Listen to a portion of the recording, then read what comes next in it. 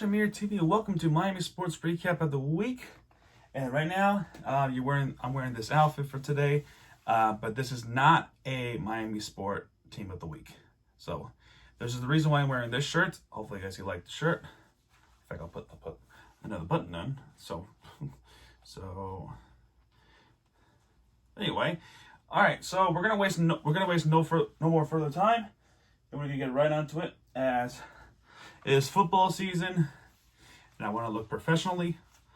And what we're going to do is we're going to start off right away with the Miami Dolphins as your loser of the week. So what happens is nobody scored at the first. Cam Newton made his Patriot debut with 155 yards, along with a 4-run yard touchdown. So the Patriots took the lead first in the second quarter. And, of course, afterwards, Sanders kicked the field goal way after. This is when Fitzpatrick threw first interception. And then the second half, Cam Newton with another rush touchdown.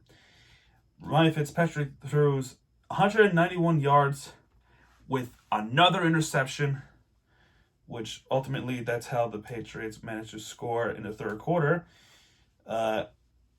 So that sucked. So Jordan Howard in the fourth quarter made a run-yard rush with a touchdown. Fitzpatrick was the one that Ryan Fitzpatrick was the one that ran in for 2-point conversion, which makes it 11-14. And then Sony Michel rushed for a 1-yard touchdown, which ultimately put the game away. When Fitzpatrick and the team made its way towards the end zone, he threw yet another interception, which was his third, and that's how the New England Patriots managed to win their first game of the year. So that sucked. Bad loss rather, but it's only week 1, so there's plenty of time to regroup. They did have some good catches and everything. Lots of good things happening, like the Jordan Howard play. Unfortunately, though, Devontae Parker had suffered a hamstring injury, which he wasn't able to return to the game. So hopefully he had a speedy recovery. Hopefully he comes back in week 2 or week 3. So prayers for Devontae Parker. Hopefully we see him back very soon. So we'll go back to football in a minute. First, we're going to talk about soccer for now. So a couple things we're going to talk about. And the one team I'm going to talk about first is Miami FC, in which they looked very, very good with their game. So they were in Atlanta for no other. So Atlanta, Georgia. Romario Williams, who are the top scorers of the team, scored his cool goal in the 20th minute. 3 minutes later, Ajani Fortune from the Atlanta United 2 equalized right back. And there were plenty of chances there and there, and it wasn't until the second half when Miguel Gonzalez with a beautiful kick to the back of the net, which ultimately puts Atlanta away. The final score was 2-1 Miami. And interesting to know about that win was that was only their second win. And I think that was their first win on the road. So talk about big win there. That was a big win. I mean, that was a big win. So congratulations to Miami FC for beating Atlanta too. And we look forward for seeing Miami FC again on Wednesday, where they play against Birmingham in Miami, Florida. So that's looking forward for. And then the game after that is on a Sunday, where they play against Charleston. So we've got some revenge to do in Charleston, South Carolina. So that's always fun. Yesterday, yesterday with Fort Lauderdale CF, or Inter Miami 2, with a nice win against Orlando City U23. Edison Ascona scored in the fifth minute, so they wasted no time. So they wasted no time. Ricky Lopez Espin, 51st minute in the game, scored pretty much a game sealing shot. And then drama happened. There was a lot of drama happening with Franklin Carnevale in the 77th minute, which ultimately he brought out the ejection card, and that he was sent off of the game. So referee brought out the ejection card, in which by the way, I know people are gonna say it's not called an ejection card, it's called a red card. Well, I know it's called a red card, and I want to be creative, and I want to call it ejection card because that's really what it is. You pull the red card, you're pretty much sent off. You're ejected from the game. So what? It makes no difference. So they brought the ejection card, and now Orlando was down 10 men and Inter Miami 2 with a good win. And they beat Orlando City U23, in which comes up next for they play against Tormenta on Saturday the 19th, 8 o'clock p.m. Eastern Standard Time. Speaking of Miami, Inter Miami. Boy, do I have a lot to talk about. Which, by the way, before I talk about the Dolphins, I forgot to say we have a lot to talk about because there was a lot to talk about. Inter Miami on Wednesday, where they play against Atlanta once again. Atlanta is a key seed that we're going to talk about this week because we already talked about Atlanta United 2. Okay, they lost 2-1 against Miami FC yesterday. So Atlanta once again lost on that Saturday, right when Atlanta United 1, the MLS team, also lost to Inter Miami. How did they do it? I'm about to talk about it right now. Now, this game, I'm telling you, probably one of my favorite games I've seen all season, besides the first win, this was close, right? I was gonna put this as a top 3, but I didn't. It was very close between this team and Miami Hurricanes, but there was a reason why I didn't put this as top 3. It was very close, just barely missed it. So this game, there was a lot of drama. And when I mean drama, I meant there was plenty of yellow cards for both teams. So there was about 1, 2, 3, 4, 5 of them. And man, boy, do I have a lot to talk about. So yellow cards is one thing, the free kicks is one thing, scoring is one thing, and a penalty is one thing. So before we talk about the penalty, first we need to talk about Lewis Morgan, in which he scored twice. One in the 28th minute, one in the 38th minute. So 10 minutes apart from each other. So Lewis Morgan scored a goal in the 28th minute. Eric Remedi scored an equalizer about 5 minutes later. And then 5 minutes later, again, he scored another goal, which is an incredibly good goal. It was assisted by, I think it was either Sweat or Shea. I think it was Ben Sweat. I could be wrong. Again, I'm not very good with names when it comes to like looking up from the sky. You have to really look at that. So please excuse my idiocy. Now, in the 43rd minute-ish, 40th minute, Inter Miami was called for a penalty in which Atlanta United was going to score an equalizer. So I'm gonna be real right here. I'm gonna put my iPad down because this game was drama. When Atlanta United was at the box, getting ready to kick was made to the left. Robles saved it, but then there was a putback to make it 2-2. in which that goal was disallowed because referee went to VAR and they seen that Luis Robles was encroachment. So that was disallowed. So both of those players got pissed off. One player said that should have counted. That's Atlanta United side. Now for Luis Robles, he got pissed off because before the encroachment happened, the goal should never be allowed in the first place, in which it wasn't.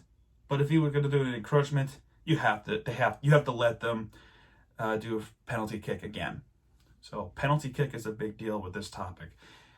Then afterwards, they tried again. This time they went right. Robles saved it not once, but twice. And that was how they win the game.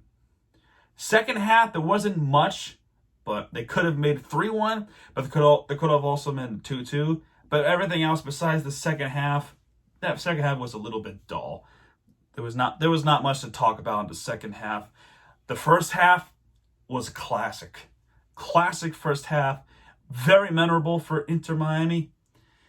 That is where you get your second win of the season, and that was only their second win at home. So that was a big win for Inter Miami against Atlanta United when they were very superior a couple of years ago when they made it to MLS Cup final. Well, they had a great game. I will not say the same 3 days later, which was yesterday, September 12th, where they were on the road against Orlando City, in which Andres Reyes, which was Inter Miami player for us, decided not only was poor defending, but when he kicked it, the ball went back to the net for Orlando. So that was an own goal. So that was stupid. Poor defending. It was unacceptable, and that own goal should not happen at all. So then when that happened, my Inter Miami player in the second half had so many chances, just couldn't equalize. Bizarro was there, Morgan was there, Sweat was there. Although Sweat got hurt at the earlier, so I feel bad for Ben Sweat. Hopefully he comes back soon. They did eventually score an equalizer in the 65th minute. It was a player that you at least expected. Number 28, Breck Shea, with the long hair. So good looks for that kid who scored an equalizer goal. But then 4 minutes later, Mauricio Perilla, fuck that last name, in the 69th minute scored, took the lead in Orlando. By the way, there was fans in Orlando, which that's besides the point. But then drama happened near there, where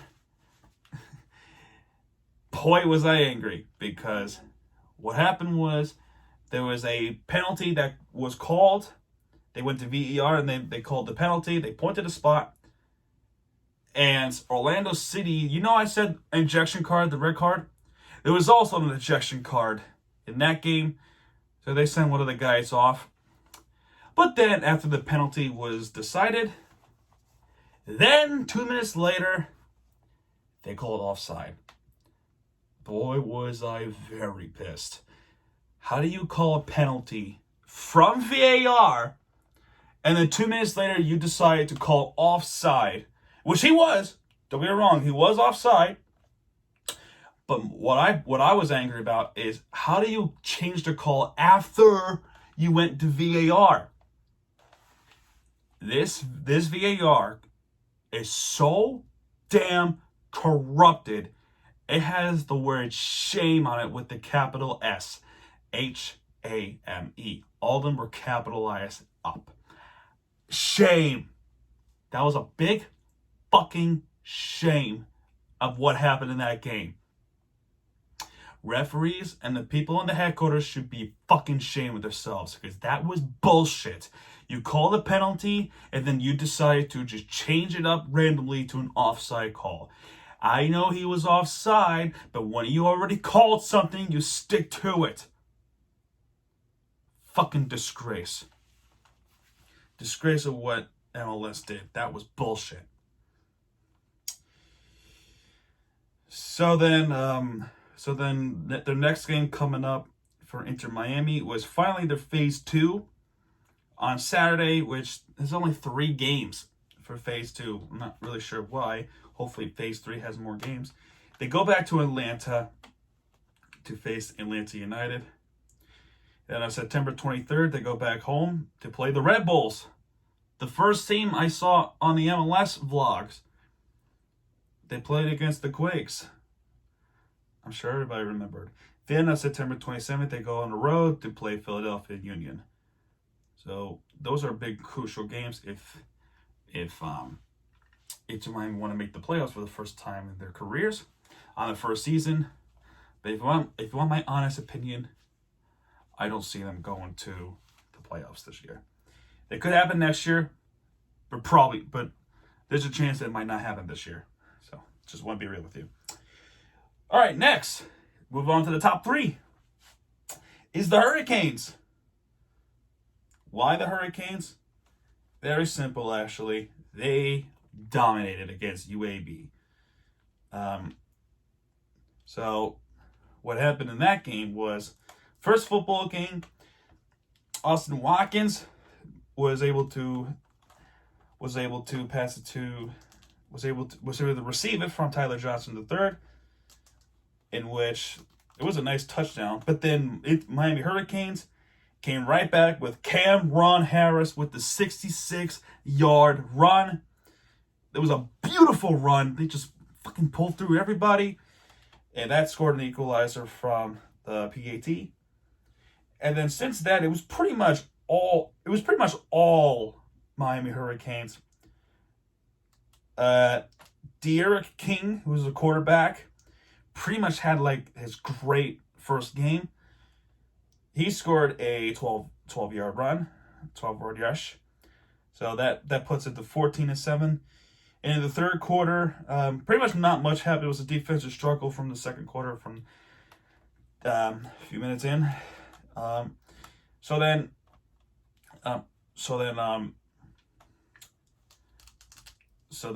third quarter came. It was just a field goal. They almost made it to the end zone, but it was a field goal. Then Spencer Brown from UAB scored a 6-yard rush, who was a quarterback. Actually, it's a running back. My mistake. It's a touchdown there, so it's 14-17. Cameron Harris, who scored a 66-yard rush earlier in that game, scored again. It was a 40-yard rush. So now it's 14-24. And at the end of that third quarter, which is, to me, was a buzzer beater if it's basketball, Brevlin Jordan with the nice catch from De'Aaron King to make it 14-31. And the Hurricanes put a stop to UAB. That was an impressive win in Hard Rock Stadium, and that's why they made it to top 3.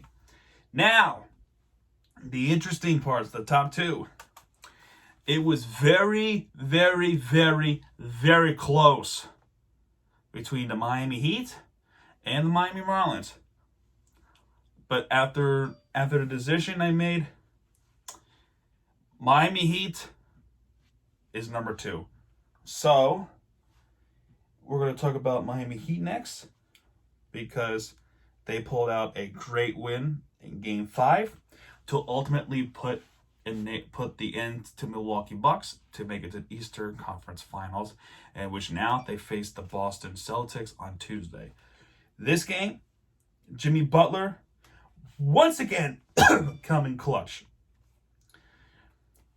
They pretty much put a nail to the coffin to the Milwaukee Bucks, who, by the way, Giannis was not playing. So you think after the game they pulled on Game 4 that they were going to play harder and stronger without Giannis, in which they did in the first quarter.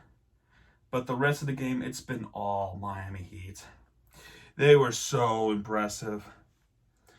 Probably one of the best games I've ever seen from them in the playoffs history. Almost close to... Actually, no, that was a lie. It was close between the 2012 and 2013 season and the 2014 season. So, Butler with 17 points. Dragic also had 17 points. Crowder 16. Adebayo 13. Hero from the bench 14.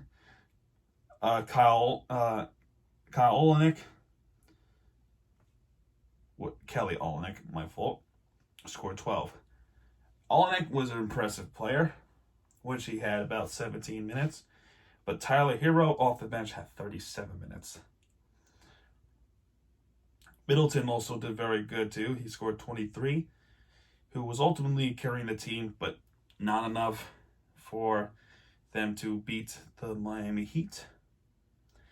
Miami Heat advanced to Eastern Conference Finals to take on the Boston Celtics again. There was a lot of history with Miami and Boston. Speaking of Miami and Boston, today was the start of it with the Dolphins and the Patriots. Then on Tuesday, it's both Marlins and Heat playing against a separate Boston team. Miami Marlins playing against the Red Sox. Then Miami Heat playing against the Boston Celtics. Today was Miami versus Boston Patriots.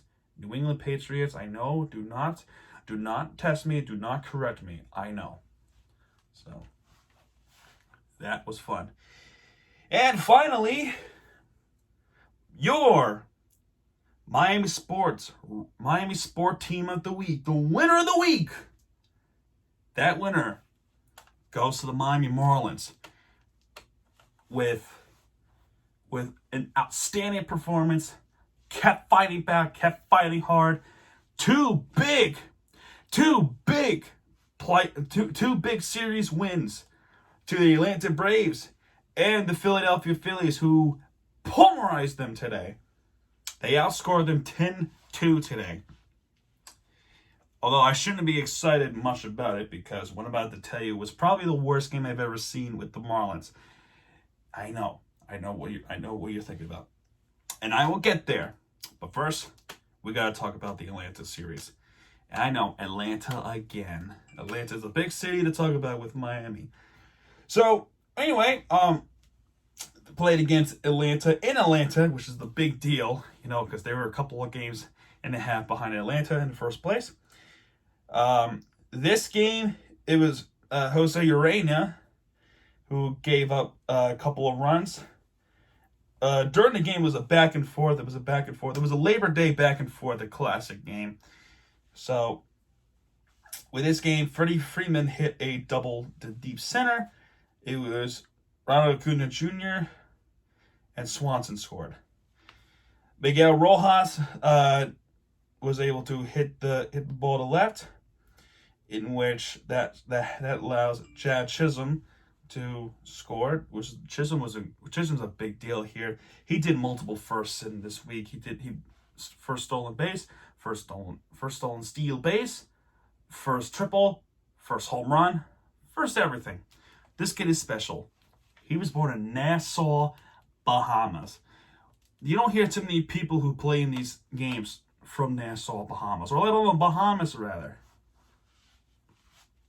So anyway, now Inciarte was able to triple the left center.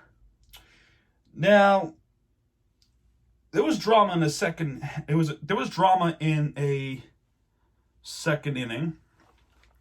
For example, there was a play at first that could have been called out, but they called it safe. Jesus Aguilar was making his case, so there was a lot of drama there. So Inciarte tripled, and Hechavarria was able to score there. So there was trouble there already.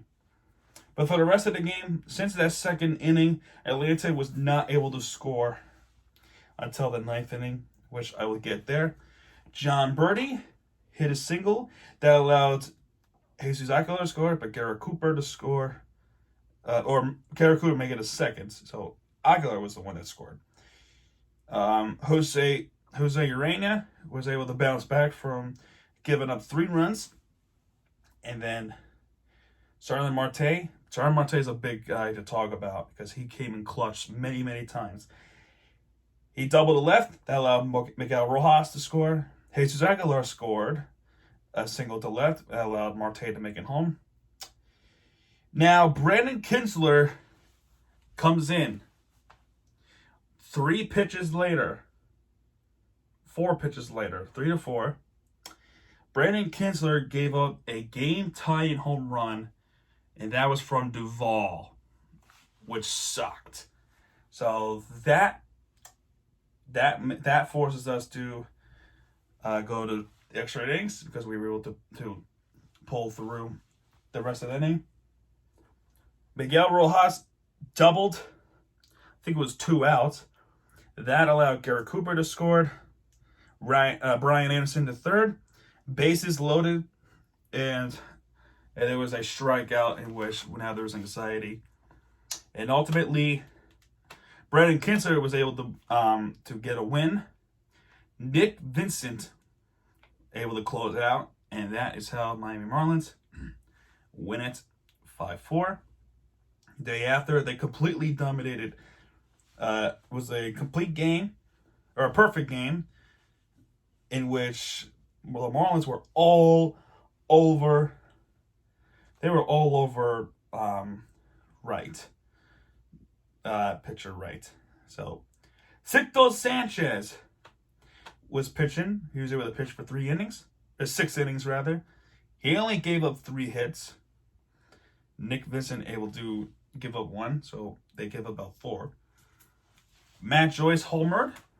Jorge Alfaro homered. Garrett Cooper homered with a double. It was a 2-run home run. Jorge Alfaro, who had a big game that night, single to left, and that allowed Chisholm to score. Garrett Cooper, single to left, that allowed Aguilar to score. Brian Anderson, single to left. That was a big hit too, in which that allowed Jesus Aguilar to score, and Monte Harrison managed to go to third. Then Garrett Cooper grounded into a double play, which a shortstop was able to go from second to first. That allowed Speed Monte Harrison to go home. And that is an 8-0 shutout win. Now, the moment people were waiting for. A nightmare massacre of the Miami Marlins, I call it. 29-9 Atlanta Braves. That was bad. That was so bad. Well, first off, Jorge Alfaro was able to strike first, in which it allowed Garrett Cooper to score. Chaz Chisholm tripled. That was his first triple of his career. And that allowed Jorge Alfaro to score. So right away, 2-0. Then, so Albies grounded to first, in which the guy at third was able to make it through. Now, something happened in that inning for when 2 outs was recorded. There was a catched ball, and the guy threw a dime to third base, in which the guy was called safe. Now, they did a replay. The guy showed that he was out by an inch, but the umpires called him safe, in which that allowed a massacre of the Marlins, in which Atlanta Braves scored 11 runs in the second inning. Right away, I knew that was game, set, and match. And Adam Duvall, what I think is a player of that game, Adam Duvall for the Atlanta Braves, he hit 3 home runs, and one of them was a grand slam in the 8th inning. So other players were able to, especially Freddie Freeman too. Freddie Freeman was also a big guy too. Also, Travis d'Arnaud, the former Met and the former Tampa Bay Ray, was also had his big game. So good for Atlanta Braves. They almost tied a modern day record. We had to go back to August 22nd, 2007, when the Texas Rangers came into Baltimore and massacred them 30-3. What's even worse about that situation and this situation is that with that situation, they had a doubleheader. So you talk about a very, very long day between them and them, especially Baltimore, Maryland. Atlanta Braves almost tied the record, or almost break the record of the modern day. Luis Brinson homered to left, which made it 5-11. Although, what I give credit for the Miami Marlins, which is why I put them in the winner of the week, they continued to fight back because they know what's at stake. Their playoff hopes is at stake. They kept fighting back. So Brinson homered to left. It was a 3-run shot. Freddie Freeman hit a 2-run homer in the third. Chad Shisholm hit his first home run of his career. Jesus Aguilar was able to score. So they scored three runs in the fourth, only to get 3 back in the fourth when Freddie Freeman hit a double, which that route Ronald Acuna Jr. and Duvall the second. Duvall hit a homer in the 5th inning, in which that was 8-19, and Ronald Acuna Jr. also hit a 3-run homer in that 5th inning. Ronald Acuna Jr. hit a double in the 6th inning. Jose Alfaro managed to make it 9-25, but then Adam Duvall, like I said earlier, hit a grand slam, which ultimately puts it to 9-29. And thank goodness for that one. That was it for that massacre. Which leads me to be nervous with the huge 7-game series against the Phillies. By the way, all the games were at home. So it's going to be very difficult. It's going to be a very difficult home stretch. Very difficult. Now, JT Realmuto hit a ground out to shortstop, which Hoskins was able to score. Starling Marte hit a double, which allowed Corey Dickerson to score. Baum managed to single to right center, which Knapp was able to score in the fielding error. So there was a couple errors in the 2nd inning, which it was a disgraceful error. Matt Joyce hit a sacrifice fly, which allowed Dickerson to score. There was a double steal, so that's good. So by that point, Phillies were on the roll. It became 5-2 with a bomb again, single to left. Actually, it wasn't left. It was at center. Gregorius, a former Diamondback and a former Yankee, had himself a good series. He hit a grand slam, I think, this series, which we will get to. Jose Alfaro ran out to second, in which Garrett Cooper was able to make his way here. JT Realmuto hit a single to left, which I thought was game, set, and match. Boy, was I wrong, because when we get to the 8th inning, bases loaded, Starling Marte almost hit a grand slam, but he hit a RBI double, which ties the game 6-6. That right there got me pumped up to the 9th inning, where Monte Harrison was a big role for this when he hit a base hit. Actually, no, he was a relief runner. I believe it was Choice. I could be wrong. Whoever made it to. I forgot who was at the bat, but I'm pretty sure it was Matt Joyce or Brian Anderson. So then Monte Harrison. So Monte Harrison, from second base, during 2 outs, Jorge Alfaro at bat, stole third. That, my friend, was a brave move for Monte Harrison. He stole third base. And Jorge Alfaro Jorge Alfaro managed to hit a walk-off hit up center, in which Monte Harrison was able to score a walk-off, which final score is 7-6 Miami Marlins. Talk about a great day. Doubleheader on 9/11.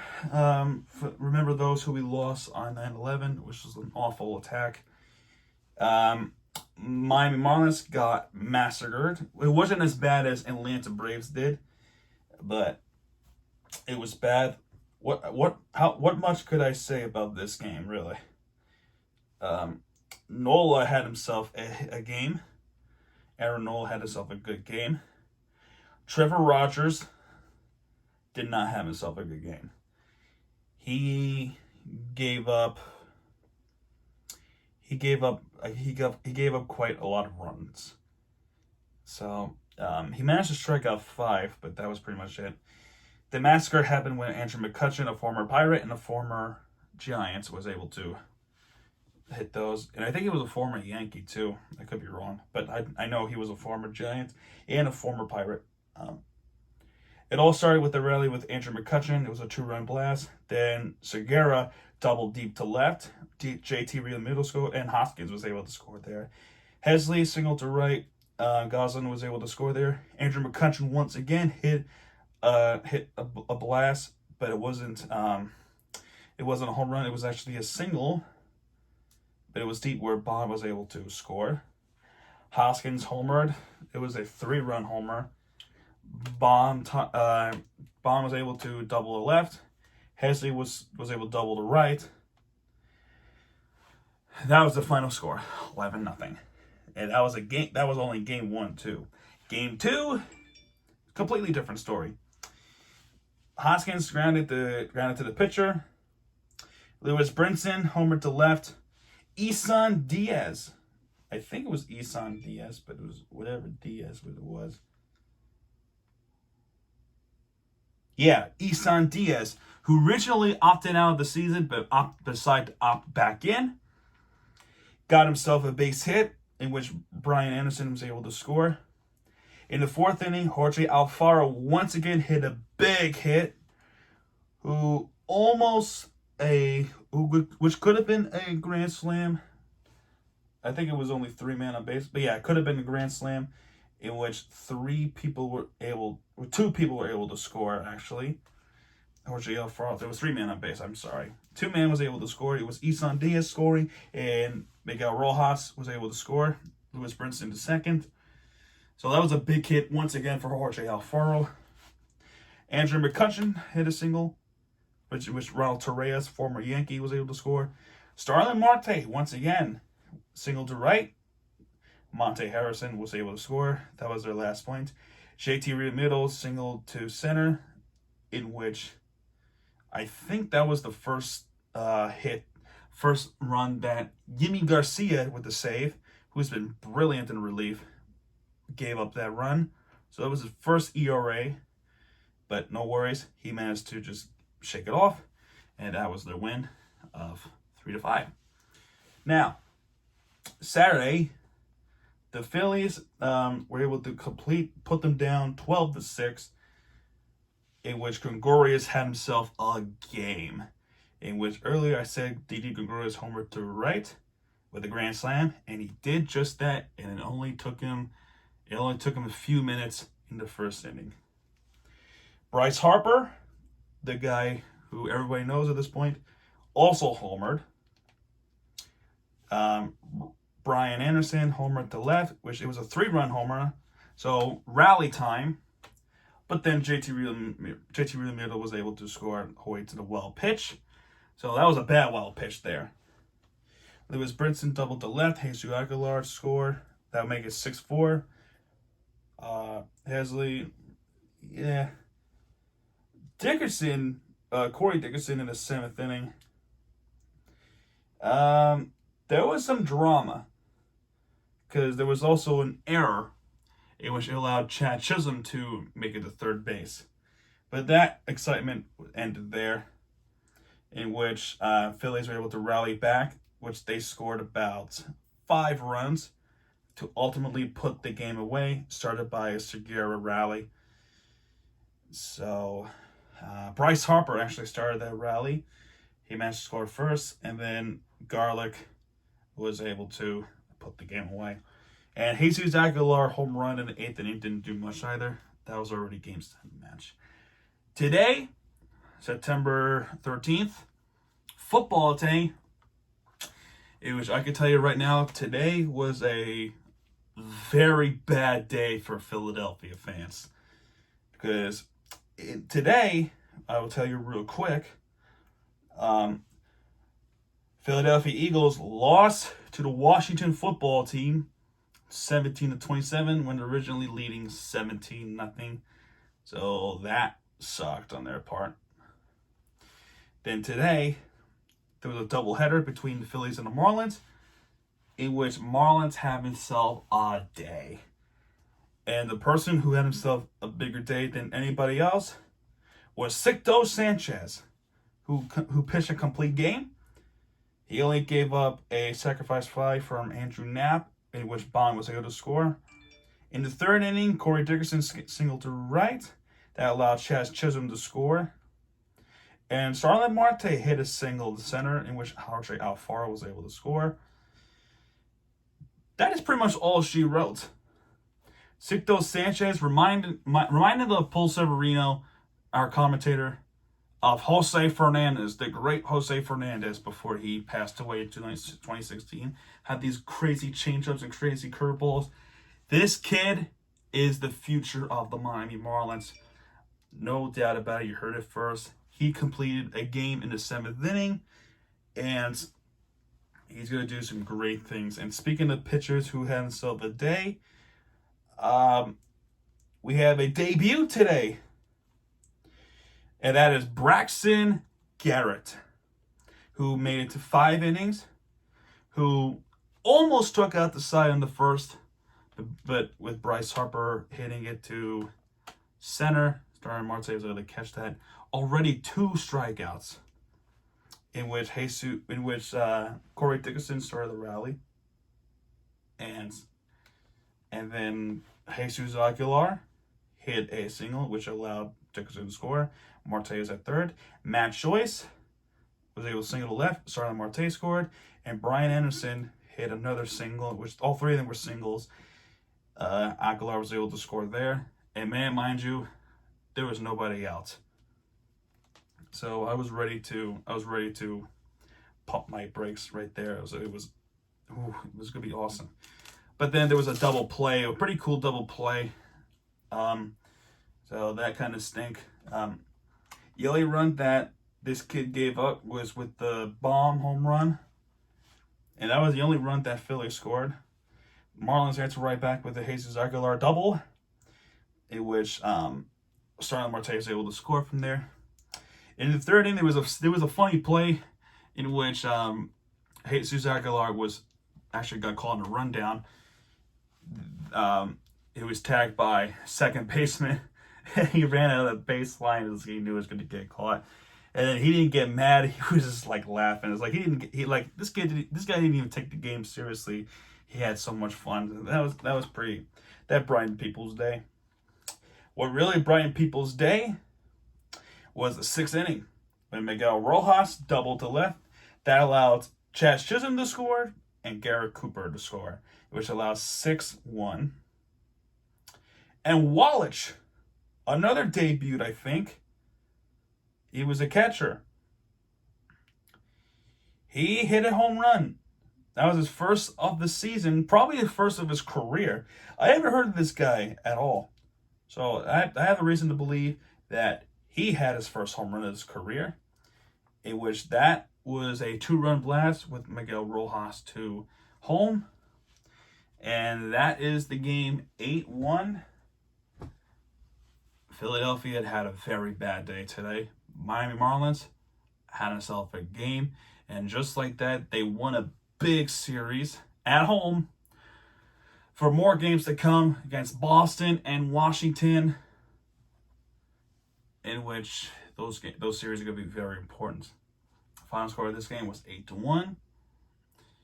Tomorrow we play against the Phillies again, in which we're going to try to be 3 games over 500, in which right now we currently lead in the second place in the NL East. The only way to really make the playoffs is if we beat the Phillies once again tomorrow to go to the playoffs and hold on to the wild card spot if anything happens. We need the Giants to lose, we need the Rockies to lose, and we also need the Brewers to lose, which all of them did. Giants lost in a sweep against the Padres today. Milwaukee got no hit by the Cubs, so congratulations to that pitcher. And the Angels beat the Rockies. All that were good wins, and Miami Marlins were able to pull through today. So I say today that was a good day for the most part. Anyway, that will do it for Miami Sports Recap of the Week. I know it's been a long video, but we had a lot to talk about with all the drama that is happening along with the Miami Marlins and Inter Miami.